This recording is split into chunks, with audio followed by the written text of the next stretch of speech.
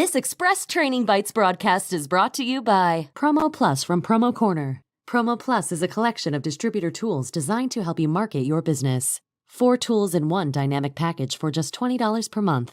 Visit promocorner.com/promo plus to start your risk-free trial today. All right, everybody. Happy Tuesday. It's been a long time since we've done an Express Training Bites live, and I'm super pumped for today's show. So you are probably watching this on Promo Corner's Facebook page or maybe over at Promo Show's Facebook page. And because of this amazing new software, we're able to go live on LinkedIn under the Promo Corner page and then under the Promo Corner page over at YouTube. So welcome all of those audiences. I hope you guys are having a blast watching these, but this one is live. So if you do want to message live during the show, go right ahead. In Facebook, it's over on this side. YouTube, I think it's on this side or this side. I can't remember. And I'm not quite sure if the LinkedIn plugin works just yet, but if you find a way to comment on there, it will all show up here and we'll pop those comments up on the screen. But we have an amazing show for you today. This is Express Training Bites. I am Brandon Petrich. I'm the digital media director over here at PromoCorner. And with me, I have Josh Frey from the Swag Coach, aka the Swag Coach. Man, how are you doing today? I'm great. This is cool. Live. Love it. Lots of pressure. A lot of pressure, right? Yeah. No, this is great, man. I love doing these things. This is Express Training Bites, and it's a nice short conversation about things that distributors and suppliers can do to better themselves in this industry. And so for the people who don't know you, Josh, why don't you give a little bit of an intro as to who you are and why we're going to speak on the topic we are today? Sure. So my name's Josh Frey. I've been in the industry for 25 plus years. I like to say it's probably closer to 30 on the distributor side of things. And I have just, I'm a hard knocks trained guy, like a lot of people in our industry. I learned the basics from somebody. I learned the basics from my customers, if you will. And then over the course of time, I've just hopefully gotten bigger and better on the promo side of things. In 2012, I launched a coaching business for the industry called the Swag Coach program, starting with bringing people from outside the industry and teaching them how to sell promo and start your own promo business. Nice. And during the pandemic, we launched, as you know, you've been a guest on our show, the Distributors Helping Distributors webinar series, which is all about bringing experts and panelists to distributors and giving them access to really smart people who can help them kind of get up and over the hurdle and focus on growing their sales and finding that balance in their lives. So that's what I do. That is awesome. And Meg, thanks for chiming in and letting us know that on LinkedIn, it is in the bottom right-hand side. So you can comment from LinkedIn too. But Josh is here to talk because you just heard his intro. He's literally distributors helping distributors. He's literally got that show going. And that's what we're going to talk to today is how can a distributor take old clients and turn them into new ones again? That's something that I talk with a lot of my distributor friends about is how do we turn those they used to be warm, they used to be hot leads, but now they're super cold and they haven't done business with you in such a long time. How do you bring them back to the forefront? So I've got a couple of questions here just kind of lined up. Most distributors, Josh, are focused on getting new clients. But as we know from the topic, we're going to be talking about how they can bring past clients back on. Do you talk to a lot of your distributors and kind of coach them on how to do that? And if so, do you have some tips? Yeah, absolutely. So one thing I think that makes me and our program a little bit different is I'm a frontline coach. So I have my own book of business. I'm out there on the front line, just like the distributors and the suppliers that are doing sales, right?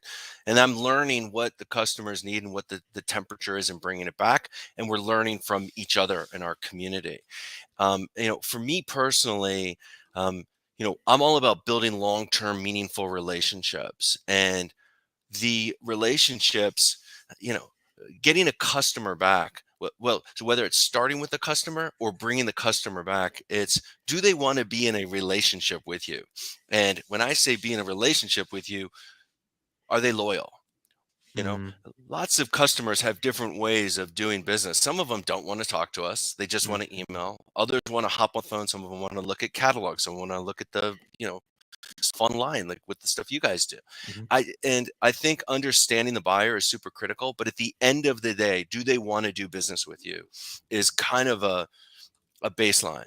Mhm. And for me, if they if so to answer your question, if they used to do business with me and have kind of petered off, I know that they have the capability of being loyal and being in a relationship, if you will, a business Mhm. relationship, of course. Mhm. If they are the kind of customer that was always pricing me out, chewing me up and spitting me out and really not focused on the long-term relationship, I'm not really investing my time in trying to win them back. And I think for people in our industry, and there are many of us, like, right, I've been 25 plus years. There are a lot of veterans of our industry, Mhm. and when you're a veteran, that means, and you've been in the space a long time. Like, look, we all say, oh man, if I just had the same, if I had the customers from when I started, and every year I could just aggregate more and more, right? They go, just continue to build them, but inevitably there's attrition.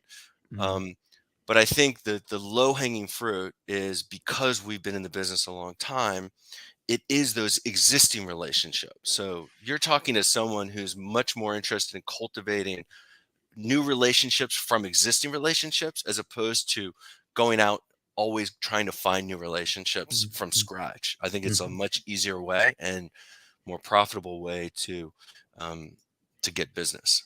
No, I totally agree, and one of the and literally leads right into my next question, and I wrote here vetting.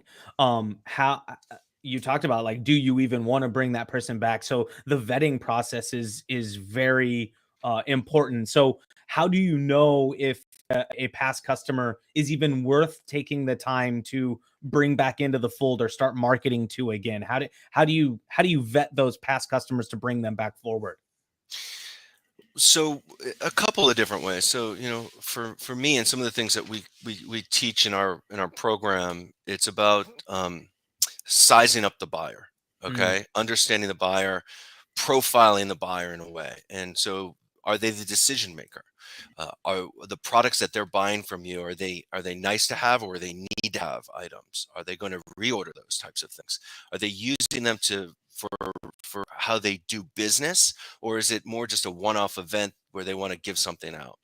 Um, so understanding the buyer and the buyer's needs and the role of that buyer kind of is a metric through which I will determine, hey, this is a customer I should be, focused on. And mhm. if I may, I'll tell you a quick story. So, Yeah, you know, yeah. like one of the things that we do that's I've had a lot of success with is, and I think we talked about this on our show, is targeting a niche, right? We call it finding your $1 million niche.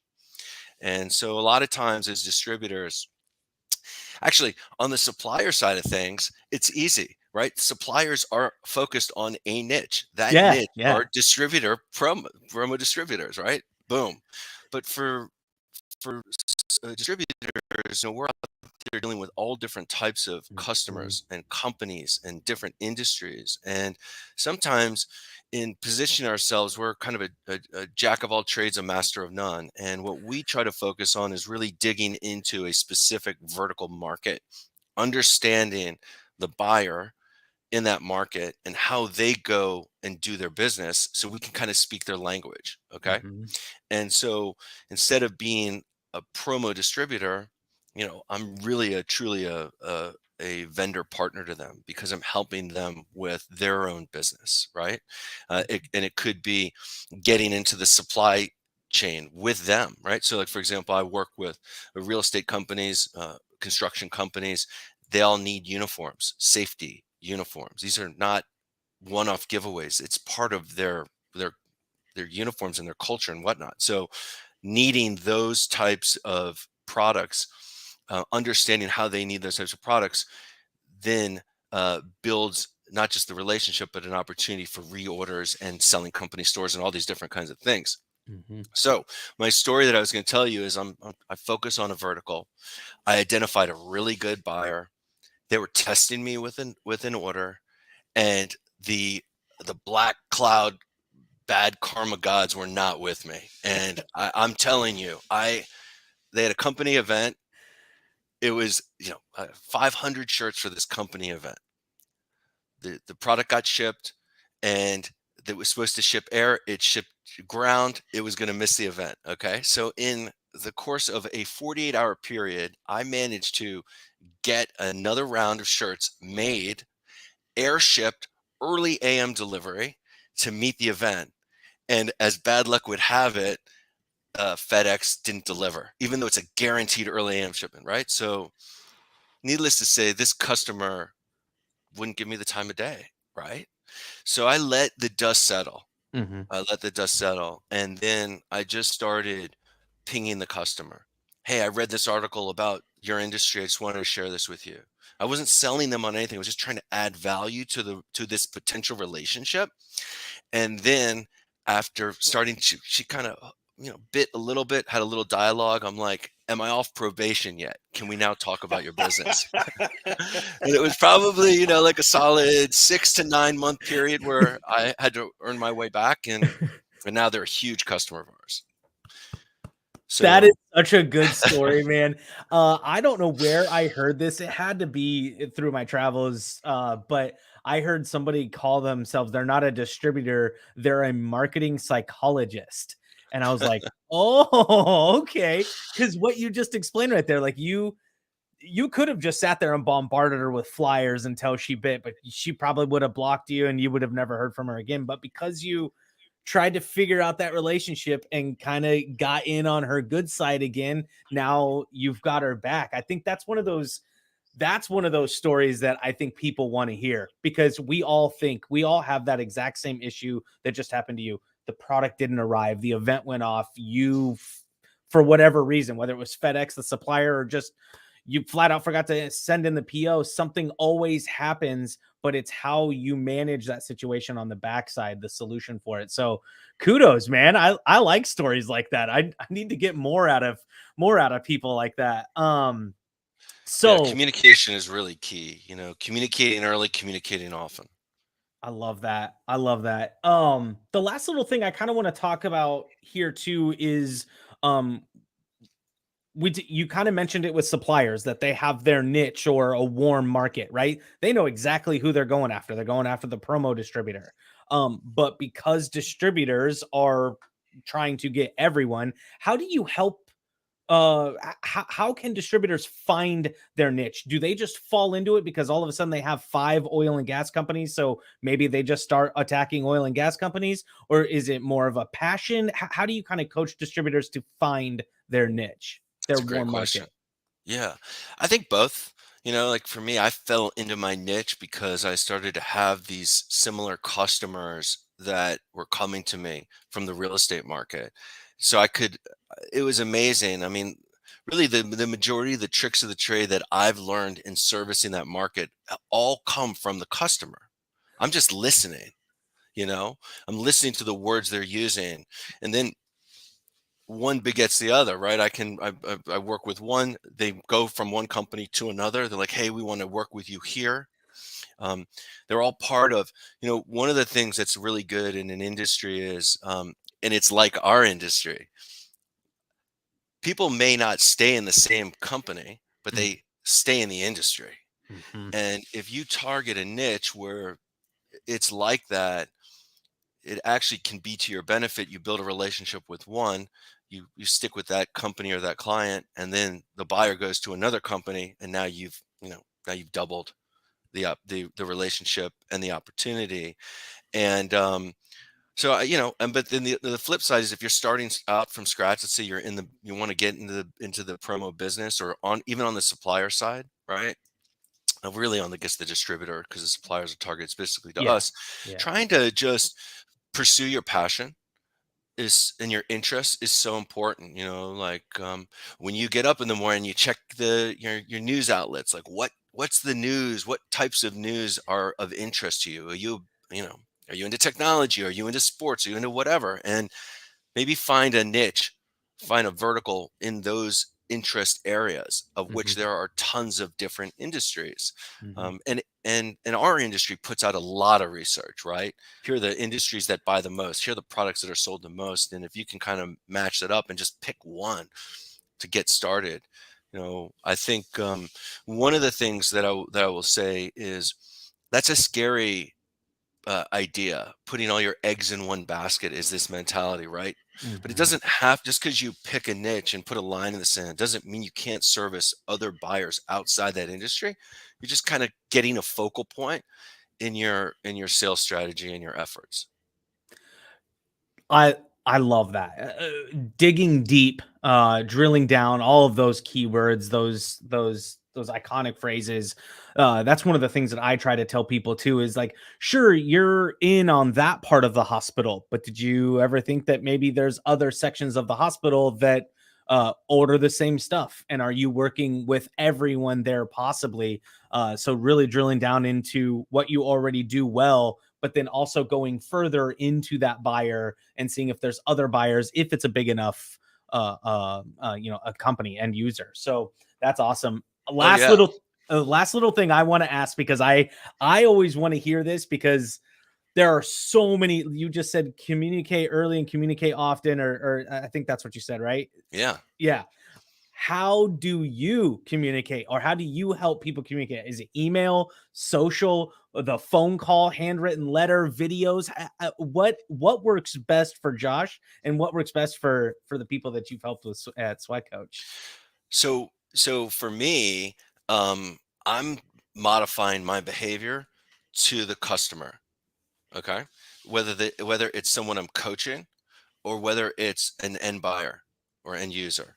So on the end buyer side of things, literally the first time I meet with someone, and I literally say, how do you like to be communicated with? Are you an email person? Do you prefer to talk on the phone? Is texting, like, how do you like to be communicated with? And they'll tell me, right? And I think that just asking someone that question is a professional courtesy that a lot of times is step, people aren't doing. For me also, I think just in terms of general communication, and this is one thing that served me well, is trying to anticipate and be proactive. We are not order takers.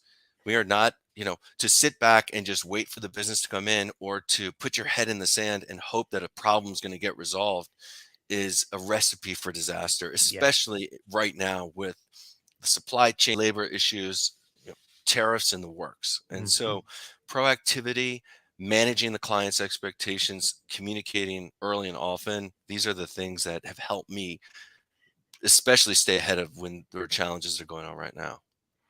I love it. I love it, man. I think that's so awesome. You guys, that this is called Express Training Bites, and we're gonna wrap it up. Josh, you have been phenomenal, man. We've posted up a couple of times. I'll put it up one more time. The swagcoach.com. Go and check them out. Literally, they've got a Wednesday. Is it every Wednesday? Every other Wednesday? Yeah, so twice, every other Wednesday, we have a webinar, and then we do a group coaching class that we launch once a month. Awesome. Yeah. Awesome. Go check them out, you guys. They got distributors helping distributors. I've been on the show. Josh has been nice enough to come now onto my show. So thank you so much, man, for taking time out of your day. And thank you so much, distributors, for watching. Is there any last little things you want to tell everybody who's watching? Thanks for joining. Thank you, Brandon, for taking the time, including me. I really appreciate what you're doing. It's all about collaboration and helping each other and making our industry better. So this is awesome. Awesome, you guys. Well, Josh, hang on the line for me. I'm going to go ahead and wrap up this broadcast. You guys, Express Training Bites is live or premiered every first and third Tuesday of the month. So look out for it again. Coming up, we've got some amazing guests lined up for you, a bunch of professionals, and even some technology coming up. So we will see you guys on the next one.